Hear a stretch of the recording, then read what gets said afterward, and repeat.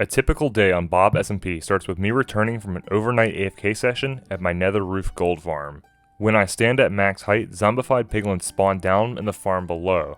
Attracted to turtle eggs that they can't get to, they fall to their death and give us lots of amazing gold for our own uses and for our survival shop, which sells golden apples, carrots, and totems. A byproduct of this farm is an overwhelming amount of rotten flesh, so I transported villagers onto the nether roof and bred up over 10 clerics to immediately trade with. The gold farm thus doubles as an emerald farm. I then usually pop over to our pillager outpost and village to do a quick raid for extra totems, as well as the hero of the village status effect, which lets me trade for an astronomical amount of golden carrots for our shop when I return to my base. When it comes to our main base area on the server, it is New Pog City. My main goal is to build up this entire area with unique and interesting structures. We already have a few, such as the Honey Meadery and the Tower of Farms, and I am laying the foundations for more builds. Marking out a build with temporary blocks makes it easier for me to envision it into the space of the city, and this circular one is where I picture an entrance to our upcoming parkour dungeon. We could just have a hole in the ground to lead to the parkour, but a structure is more dignified and practical. My other ideas for future projects include a coastal blacksmith building, a fancy plaza and market around the Pit of Sacrifices, a second Tower of Farms with similar quartz color palette to add to the skyline and auto farming space, a riverside library to store our librarian villagers in, and lastly, a Japanese Zen garden overlooking the ocean. These aren't all of our projects, we will have more, but these are the ones that I know I want to make in the very near future. We also have the incomplete project of the Hellscape and the Nether Portal, which has been unfinished for weeks now, but I'm slowly designing ideas for it in creative mode in the background.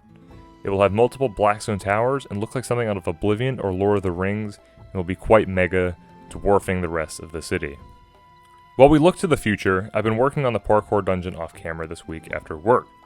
I don't have the time or energy to make videos after a full day of work, but I do enjoy hopping on the server and digging out an area or mindlessly gathering some resources, which led to the creation of this underground dungeon. I mainly needed a netherwart farm so I can mass produce red nether bricks for future builds like the portal. And while we could slap some wart down anywhere, just like how we did in the ghetto farming area, I want every practical or functional survival aspect of Minecraft to have an aesthetic aspect too. That led to the creation of this underground dungeon. As netherwart can't be really automated like carrots or pumpkins can, I thought of an alternative gameplay aspect for our netherwart area instead of redstone, and that was parkour. I was inspired by the fact that Jim and I made a parkour course on the Hermitcraft server, and thought I could do something similar for my friends and reward them with golden blocks from my farm as a prize for completion. The dungeon is expansive and uses the grays of basalt and deep slate in combination with the dark red of netherwart and nether bricks to create a really cool area. Getting the parkour set up and having a structure above this project is our main goal for the day, so let's hit a time lapse.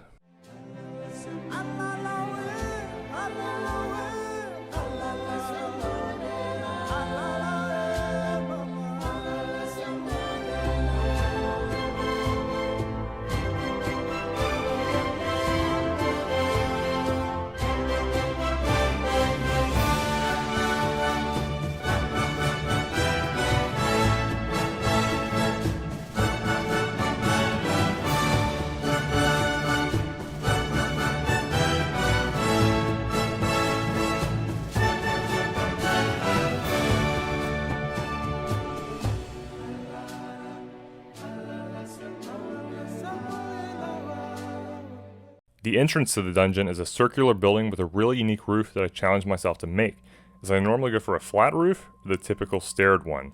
Using red concrete as a block to build with isn't something I haven't used too much in the past before either, and that's one of my goals with the city, using more blocks, such as making myself use the nether woods in the other structures. The red roof also goes well with the crimson nylon of the hellscape in the background. When it comes to doing time lapses and building, I find it easier to make the shell of the structure in one sitting, and then come back later on in the day to add the small things like trapdoors and buttons to finalize the details and make it look pretty. So most of those details will be off camera. After making the interior of the dungeon entrance, I decided I wanted to capture a witch. So I started a raid and placed some rails. After getting Gruntilda, my new acquaintance, onto the nether roof, I was regretting my spur of the moment decision for even more aesthetic. Because I think capturing an evil mob for an evil place is in a way a kind of building and detailing. I got her safely to New Pog City, but after turning off my capture card, I died, and I actually died 2 other times to her while trying to get her nicely into place inside. We'll take a look at the interior in a moment. For now though, here's a clear video of the parkour course, which does indeed go over the pit of sacrifices.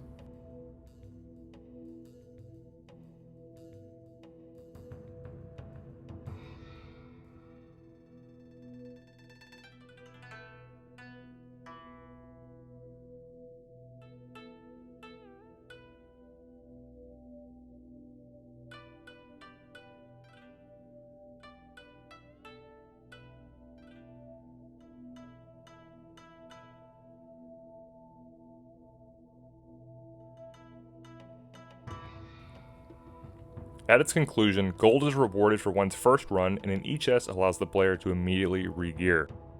While working on the rest of this video, many players came over to try the course. I got to watch Pigeon try, which was rewarding in itself to have another player experience your build.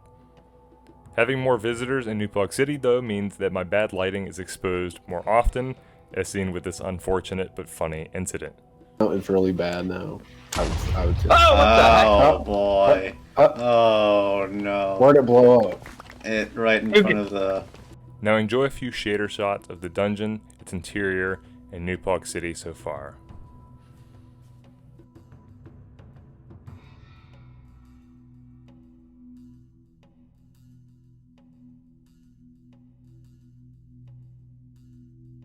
We own 2 shops on the server, one being a candle shop. My long-term goal is to sell the candles for 1 diamond for 2 stacks, but string isn't something I have an abundance of, so the 1 diamond for 1 stack price is staying for now. But it is working as we are making lots of profits. I restocked the shop and put orange candles into the luxury color box for the day. As I farm more dyes in the future, I believe that eventually I can make all color candles become evenly priced. Navigating the server's economy is interesting, and I'm excited for more shops to open and see what happens as we go. The newest build in the shopping area isn't a shop, but a community post office for mail sharing. Even though we're all friends and are in a Discord server together, an in-game mailbox is a great idea for giving messages or even gifts. The post office was made by Pigeon. Players can claim a box with a sign, and if items are inside, the redstone lamp will be on. I unfortunately got junk mail like poop from a new player on the server who is also my brother with the username Innocent Nixon. The donations in the parkour box weren't as bad though, as we got diamonds and gunpowder, which I always like because that means more rockets. My next project goal for the city was to create a blacksmith building and make a trading hall of stonemasons. Masons sell various blocks such as terracotta and granite, which are great for building, but they also sell quartz. As quartz was the main block in the tower farms and I ran out of it while building, and I plan to make more towers of similar design, it is essential that I can mass produce quartz.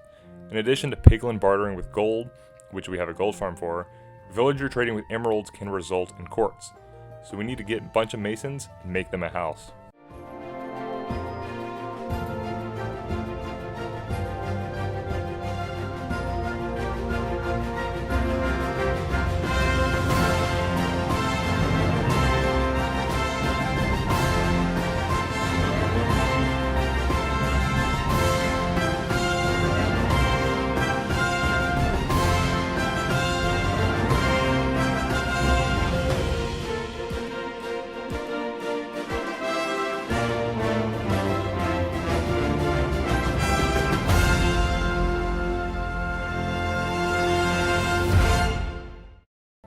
While doing the tedious off-camera process of detailing and finalizing a building, a wandering trader appeared, so I bought a sea pickles as I didn't have any.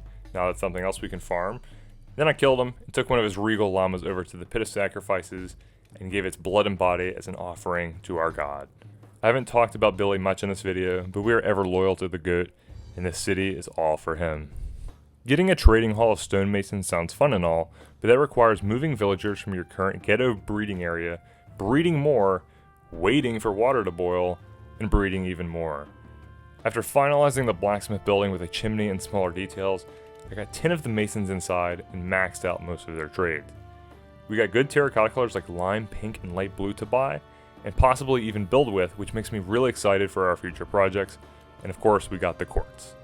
On the upper floor of the blacksmith building, I put a small automatic dripstone farm, as even though I don't have any immediate plans for the stuff, having some wouldn't hurt, and it's appropriate for the structure. My brother also needs dripstone, and maybe other players do too, so I could barter with it as well. The interior also has a smeltery and room for other details or potentially armor villagers in the future. Speaking of my brother, he's setting up shop not too far away from New Pog City. Past the icebergs, a ship comes into view. A Korean-inspired turtle ship with a dragon head at its front. I think the design is dope, and I haven't seen anything like this in Minecraft before. He's going to build an Asian-style empire over time, so him and I have agreed to find a sea temple and get farming prismarine for the color palette. This will help in my long-term goal of the Zen garden that I want to build, as I know I need dark prismarine. Making a guardian farm wrestles with my other goals of making a raid farm and maybe even a wither skeleton farm. So we'll see what farms happen first as we go.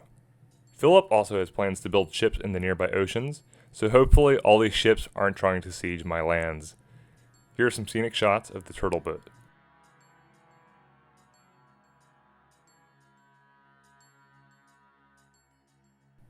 As well as New Pog City,